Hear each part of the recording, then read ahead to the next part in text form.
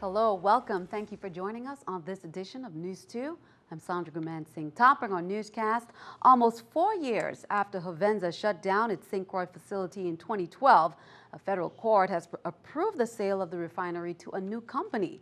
On Tuesday, Governor Kenneth Mapp called for a press conference to detail exactly what the territory gets out of the entire transaction. News 2's April Knight has more. The Hovensa facility on St. Croix is practically sold as the bankruptcy judge presiding over the case approved the sale of the refinery to ArcLight Capital Partners on Monday. The government's take of the entire transaction is valued at over $800 million, according to Governor Mapp. $220 million of that would be paid in cash. $9 million would be kept in an escrow account for litigation. ArcLight also pledges to build a $6 million bitumen facility on site. Because currently, our paving entities pay about $110 per barrel to land that commodity in the U.S. Virgin Islands. This facility will allow us to land it around $34. Another $30 million will be set aside to clean up the Hovensa plant. The first $5 million from selling off parts of the refinery will go directly to ArcLight. Any amount beyond that will be split with the VI government. ArcLight will also be providing some $15 million worth of electricity to Hess for cleanup involving pumping of groundwater. ArcLight will also provide $90 million into the bankruptcy to pay off the creditors. Some 130 homes and 330 acres of land on the Hovensa site will be deeded to the Virgin Islands. ArcLight is also exploring the possibility of an LNG or liquid natural gas plant at the St. Croix site. Hess Oil has assumed the $55 million of obligations of the pension program of the employees that retired from Hovensa so that they can be assured and confident that there will be no disruption in their retirement benefits coming to them and they being paid. Reporting for News 2, I'm April Knight. The Department of Licensing and Consumer Affairs recently received correspondence from Senator Justin Harrigan Sr. regarding the price of gas.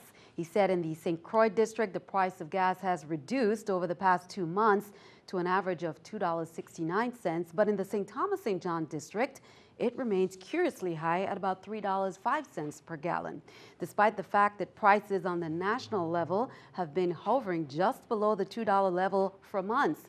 He added since the closure of Hovensa and the purchase of the territory's gas stock from Puerto Rico, transportation costs to St. Thomas St. John and lower WAPA costs dictate that gas prices should be lower. DLCA issued subpoenas to the gas outlets in the St. Thomas St. John district to gather information for an investigation. Acting Attorney General Claude Walker says the Virgin Islands Parole Board is meeting from today, Tuesday through Friday, December 4th at 9:15 a.m. at the Golden Grove Correctional Facility on St. Croix to consider the applications for parole of 39 inmates, including 7 individuals convicted of second-degree murder. The board will also decide whether 5 individuals convicted of attempted murder and 3 men convicted of rape will be released. Anyone interested in submitting written comments or requests to testify can send them 24 hours prior to the hearing date. You can call 774-5666, extension 124 for details. In other news, Government House was packed Monday night for a stakeholders meeting over the downtown revitalization project. Top government officials were present from various agencies, including tourism and the police department, to address business owners' concerns.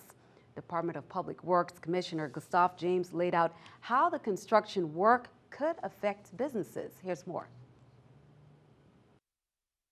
While the underground is proceeding, I don't expect that you're going to see a lot of interruption in your business. I don't expect that your customers will be obstructed because, like we said, the sidewalks will basically be open on both sides of the street. So after we have done that, we'll come back and we'll do the surface, which will require some more closure because it's going to take, and that's really more than 11 months down the road. Senator Kenneth Gittens, Vice Chairman of the Legislature's Committee on Homeland Security, Justice, and Public Safety, is once again reiterating his concern for the risks involved with continued transportation of hazardous materials through the Gallows Bay port and surrounding areas, especially now that he's receiving reports of a potentially dangerous spill. I've raised the concerns before in June about the risks involved, and here we are now with reports of a hazardous material spill at the same marine facility. While the government and private agencies involved were cooperative and agreed to limiting storage time at the facility, it is for these same reasons that I continue to call for the proactive approaches to situations such as these. Mandatory health insurance for hazardous duty employees will be discussed at the Senate on Wednesday. The Health, Hospitals, and Human Services Committee will meet on St. Croix to consider a bill providing for mandatory insurance. They will also discuss a bill requiring the VI Health Department to compile a biannual report to all death certificates, a bill establishing the VI blood donation program, and a bill regarding the Caregiver Advice Record and Enabling Act. Well, all around the world, World AIDS Day is being commemorated. The illness has already claimed the lives of millions globally and hundreds in the territory. In the Virgin Islands, the Department of Health is on a mission to end the stigma and urge residents to know their status. NEWS2's April Knight has more.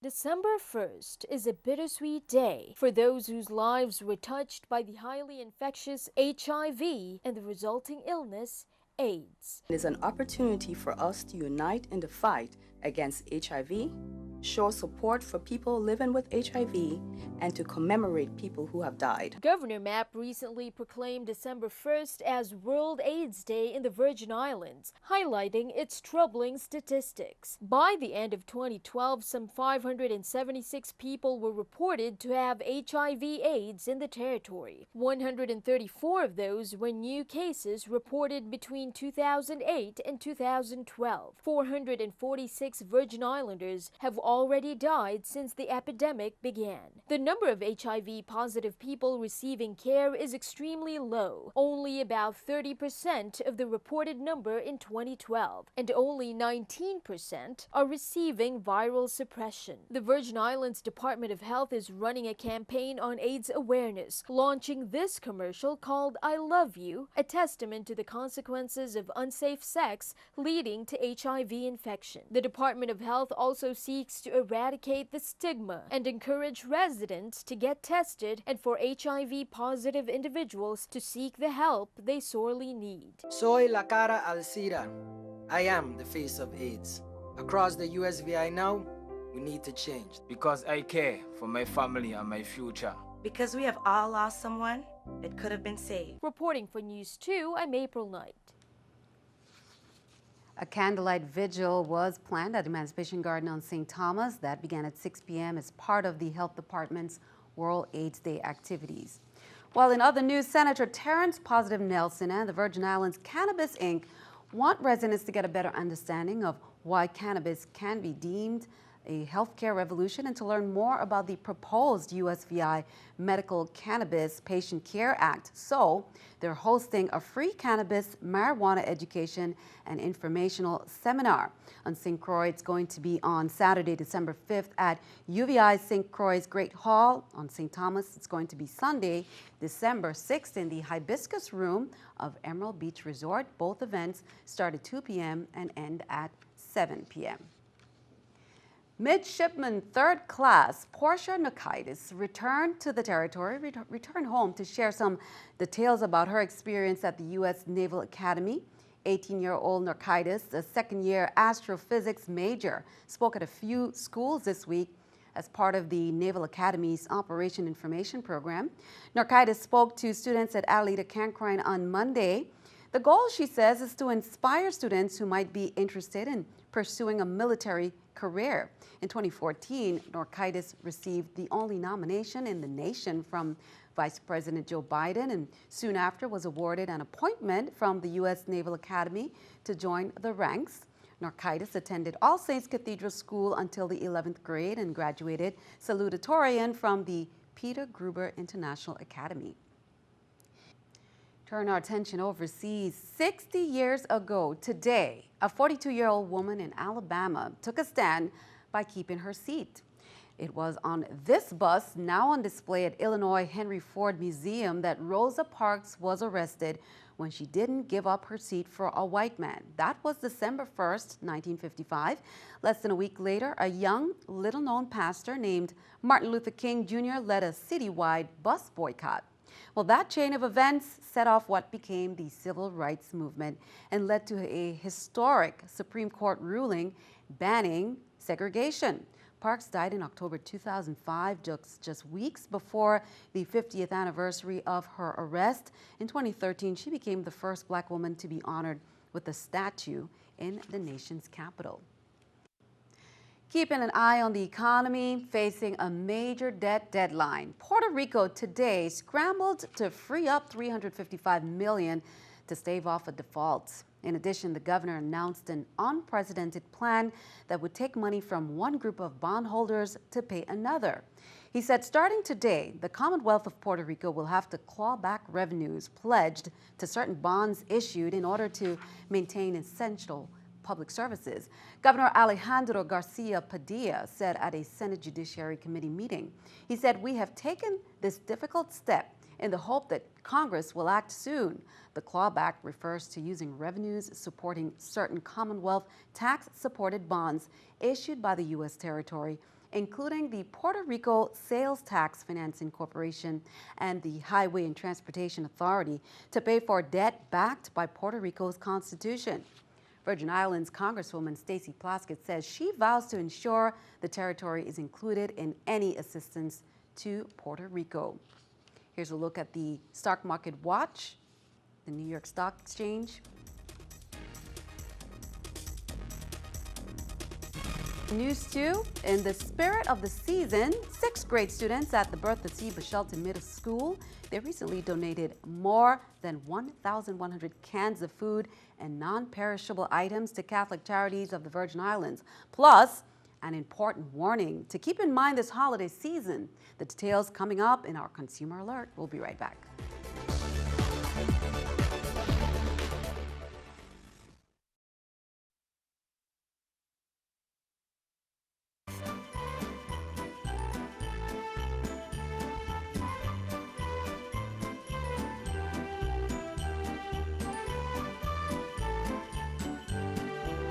Welcome back. 'Tis the season. Senate President Neville James and the members of the 31st Legislature of the VI, they're inviting the public to the second annual lighting of the legislature's Christmas tree.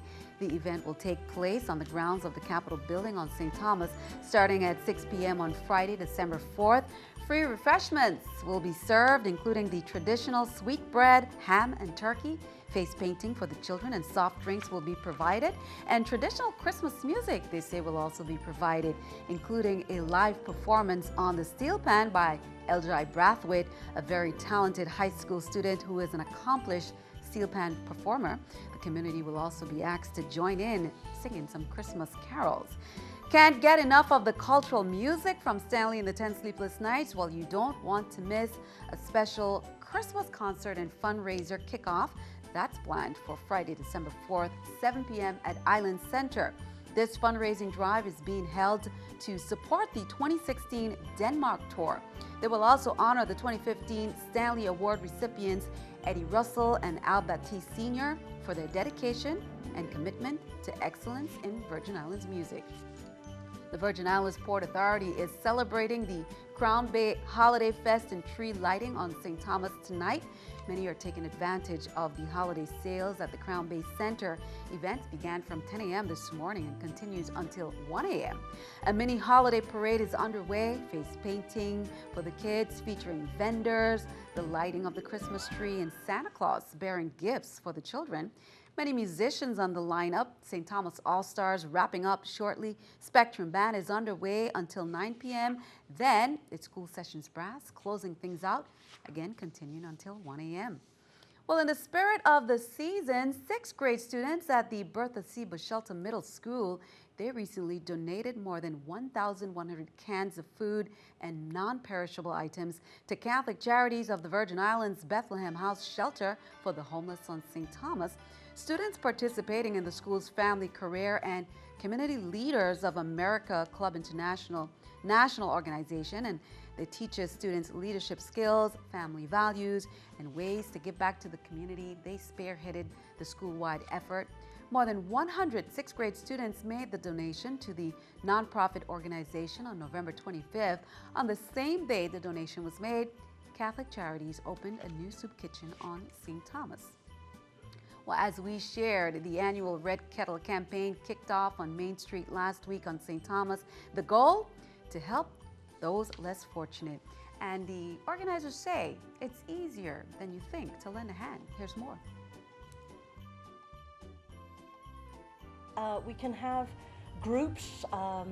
We've had in the past individuals, families, businesses, churches, organizations, anything, even like the television station, the employees, to pick a day, any day, Monday through Saturday, between now and Christmas Eve, and to go out and man one kettle. It takes 8 people to do 1 hour each, and then you've covered the whole day. We go from 10 in the morning till 6 at night.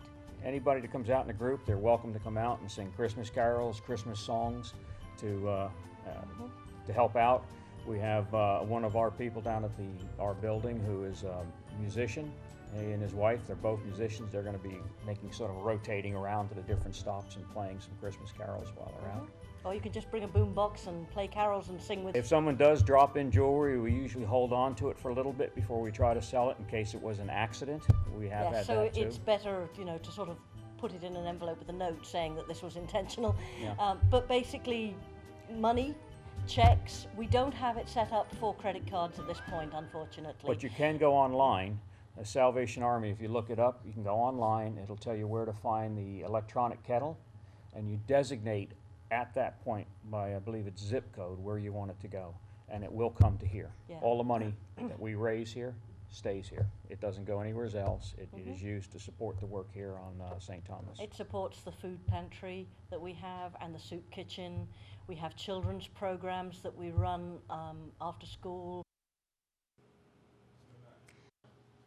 The USVI Hotel and Tourism Association, along with the VI Conservation Society, they announced that 6 blue flags were raised and they were awarded throughout the territory at certain beaches and marinas. Each location hosted a flag-raising ceremony, including St. Croix's Palms at Pelican Cove in their 5th year, Green Key Marina 4th year, Green Cay Beach at Tamarind Reef 1st year, and St. Thomas, the Ritz-Carlton 5th year, Emerald Beach in the 5th year, Crown Bay Marina in the 4th year. The Blue Flag season in the territory is from December 1st to June 30th and requires annual review. The program is highly regarded as a prestigious eco-label body by the World Tourism Organization. Congratulations. Be sure to stick around. Your News 2 AccuWeather forecast is coming up next.